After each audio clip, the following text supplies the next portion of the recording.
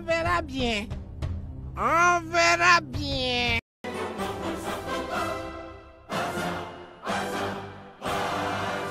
Bonjour les amis, j'espère que vous allez tous très bien. Très content de vous retrouver pour cette nouvelle vidéo dans laquelle on va revenir à froid sur le match d'hier entre le Barça et l'Levante. Et donc on va parler des 5 renseignements à retenir de la nouvelle remontada du Barça de Flick contre l'Levante. On perdait 2-0 à la mi-temps, on est revenu, on a gagné 3-2. Installez-vous confortablement dans cette vidéo là, il y aura de quoi quand même tirer des enseignements de ce match. C'est un match assez intéressant et il y aura pas mal de choses à retenir par rapport à ça pour la suite de la saison. Donc avant d'aller plus loin, n'hésitez pas à liker la vidéo, à vous abonner si ce n'est pas encore fait, c'est gratuit et ça me soutient. Alors sans plus tarder, on va commencer tout de suite par le premier enseignement à tirer de ce match là, c'est tout simplement le quatuor. Le quatuor, qu'est-ce que j'appelle le quatuor? C'est que c'est le test que Hansi Flick a fait. Contre l'Levante, il a voulu tester le quatuor devant avec Rafinha en 10, Rashford à gauche, Ferran Torres dans l'axe et Lamine Yamal à droite. Et on s'est vite rendu compte que ça n'a pas du tout fonctionné. La preuve, en deuxième mi-temps, il a très rapidement sorti un attaquant, en l'occurrence Rashford, et il a fait rentrer un Dani Olmo tout simplement. Donc, l'enseignement qu'on peut tirer de ça, c'est que ce quatuor-là ne fonctionne pas vraiment parce que tu as une équipe, pour moi en tout cas, qui a l'impression d'être coupée en deux. En gros, tu as les attaquants devant, c'est-à-dire Rashford, Ferran Torres, Lamine Yamal en l'occurrence. Tu as Rafinha qui est carrément déconnecté de tous les autres et qui insiste un peu sur le côté droit avec Lamine Yamal qui est limite comme un nouvel arrière droit. Et donc, tu as l'équipe qui est coupée en deux. Tu as une partie du milieu qui n'est pas connectée à une partie de l'attaque et c'est totalement désorganisé.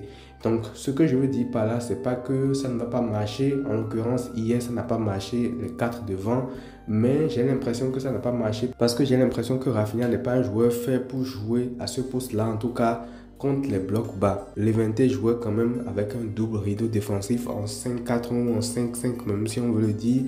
Donc, dans les petits espaces comme ça, c'était quand même compliqué pour un joueur comme Rafinha qui n'est pas 10 de base de métier de pouvoir se mouvoir dans ce bloc-là qui est assez condensé. Et la preuve, en deuxième mi-temps, on a vu l'entrée de Dani Olmo. C'était beaucoup plus mieux que ce qu'on a vu en premier mi-temps. Le jeu était beaucoup plus fluidifié. Et il y avait ce lien-là entre le milieu et l'attaque, ce qui n'existait pratiquement pas en premier mi-temps. Donc, tu avais l'impression que l'équipe était assez isolée en deux parties. Donc, comme je l'ai dit, ça ne veut pas dire que ça ne va pas fonctionner. Je pense peut-être que contre une équipe où il y aura de l'espace, une équipe qui va venir te chercher, t'attaquer aussi, et tu auras de l'espace dans le dos, faire jouer Rafinha à ce genre de poste-là, je pense que voilà, là, ça ne me gênerait pas. Je pense qu'il y aura beaucoup plus d'espace pour s'exprimer. Mais vu que ce n'est pas un bowler, ce n'est pas le joueur le plus fin techniquement, le faire jouer à ce poste de numéro 10 là, face à un bloc aussi bas et aussi condensé que l'Levante qui a d'être très bien défendu, c'était quand même assez compliqué. D'où on a vu cet échec-là en premier temps. Donc je pense que Hansi Flick va peut-être retester ça après contre une équipe qui sera dans une configuration différente. Mais sinon, ça a été quand même un échec face à l'Levante. Et je pense que c'est ça qui a handicapé pratiquement toute la première mi-temps du Barça. On passe maintenant au deuxième enseignement à tirer de ce match-là. C'est tout simplement la mentalité, encore une fois, l'esprit de la remontada, je vais même dire, pour être plus concret. À ce niveau, il faut que je dise un truc, c'est que Hansi Flick n'est pas encore parti, c'est juste sa deuxième saison au Barça, mais je pense déjà qu'il est en train de léguer un héritage au FC Barcelone, parce que, qui vous souviennent, il y a quelques années en arrière seulement, on était tous là, on était vivants, on a vu, chaque fois que le Barça est mené déjà de 2 buts, ou alors en tout cas quand on sait que voilà, à un moment donné on est mené, le break est fait et tout, on lâche, on abandonne totalement. Mais depuis qu'il est là, j'ai l'impression que chaque fois qu'une équipe est en train de nous battre 2-0, c'est même un mauvais signe pour cette équipe-là parce que on finira par revenir peu importe ce qui se passe. Donc moi j'ai l'impression que cet héritage-là, Hansi Flick est déjà en train de le léguer à nos joueurs en fait. Parce que Pep Guardiola par exemple, ce qu'il a fait au Barça, ça a duré sur des années, des années. On a profité de son travail pendant des années après son départ. Donc j'ai l'impression aussi que Hansi Flick est déjà en train de poser cet héritage-là qui est l'esprit de la remontada, l'esprit de ne jamais abandonner, l'esprit de toujours vouloir être conquérant, peu importe la situation. J'ai l'impression qu'il est déjà en train de le léguer à l'équipe parce que encore une fois, à 2-0, hier par exemple, moi j'étais pas stressé. Certes, je me disais, bon, comment ça allait se passer et tout, mais j'étais pas forcément stressé parce que je me suis dit, ils l'ont déjà fait, ils peuvent le refaire.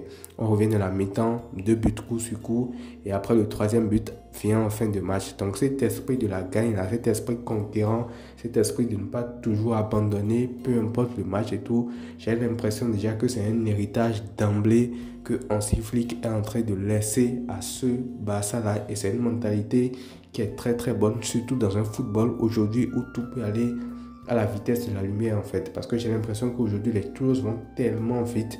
Même si tu as mené 2-0, ça ne veut absolument rien dire. Il y a quelques années en arrière, mener 2-0 c'était quand même un matelas, je ne vais pas dire trop confortable, mais quand même assez confortable. Aujourd'hui tout va tellement vite et Hansi Flick est en train d'inculquer cette mentalité là à cette équipe là. Je suis sûr qu'aujourd'hui, même s'il n'est plus le coach du Barça, même s'il quitte le Barça, à un moment donné, cette mentalité là il aura inculqué à ce groupe, que ce soit Rafinha, Lamine Yamal, Ferran Torres, bref, tous les effectifs globalement, ils sont déjà en train de prendre cet ADN là et ils l'ont déjà tellement fait que peu importe ce qui va se passer demain, quand ils seront menés, quand ils seront en difficulté, ils se regarderont, ils vont se dire, on l'a déjà fait, on peut encore le refaire. Donc ça aussi c'était un enseignement quand même très intéressant à tirer. Ça se voit tout l'impact que Hansi Flick a sur cette équipe-là, la patte qu'il a apportée, parce que jamais de la vie, avant son arrivée, moi j'aurais pensé qu'on aurait un Barça aussi fort mentalement que ça. On était le genre d'équipe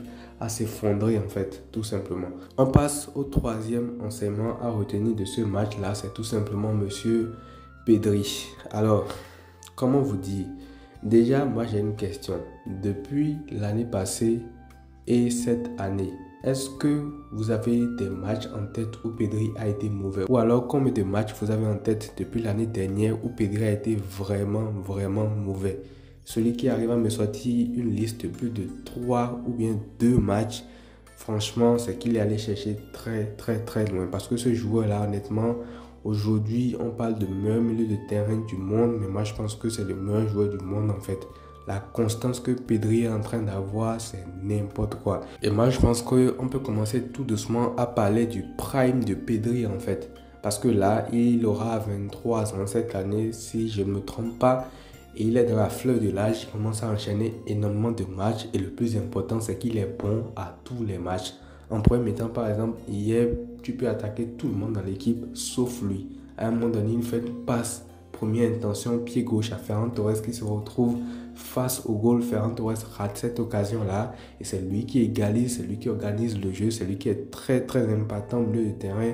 En fait, qu'est-ce qu'on peut dire sur Pedri qu'on n'a pas encore dit en fait? Moi, je pense que là, c'est même pas une analyse de son match qu'on va faire, mais plus de la projection par rapport à lui. Je pense que là, il est en train d'atteindre son prime et c'est tout simplement effrayant parce que ça fait des matchs et des matchs maintenant qu'il est toujours au niveau, toujours au top, même quand toute l'équipe se débrouille pour passer à côté, lui il est là, il est constant, il fait son match, il fait ce qu'il a à faire et je pense qu'il doit commencer à tirer beaucoup plus aussi parce que la puissance et la précision de frappe qu'il a, c'est tout simplement du gâchis qui ne met pas beaucoup plus de buts que ça. Donc je pense que lui aussi il a dit en interview d'après-match, les joueurs lui demandent de tirer beaucoup plus et tout. Je pense que tout le monde est conscient de la patte que Pedri a en fait, mais il ne l'exploite pas assez. Et quand les blocs sont bas, sont assez resserrés comme ça, je pense qu'il pourrait tenter encore beaucoup plus que d'habitude. Mais sinon, encore une fois, masterclass de sa part, il finit MVP encore une fois.